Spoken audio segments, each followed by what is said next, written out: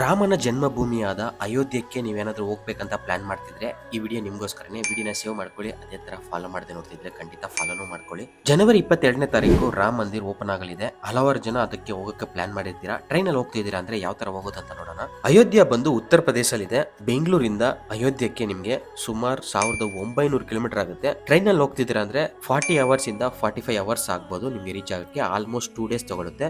ದೇವಸ್ಥಾನದ ಪಕ್ಕದಲ್ಲೇ ಇರೋ ಒಂದು ಸ್ಟೇಷನ್ ಬಂದು ಅಯೋಧ್ಯ ಧಾಮ್ ಅಂತ 2 ಕಿಲೋಮೀಟರ್ ಒಳಗಡೆ ಇರುತ್ತೆ. ಬೆಂಗಳೂರಿಂದ ವಾರಕ್ಕೆ ಒಂದೇ ಟ್ರೈನ್ ಇದೆ, ಅದು ಯಶವಂತಪುರ್ ಗೋರಖ್ಪುರ್ ಎಕ್ಸ್ಪ್ರೆಸ್ ಅಂತ.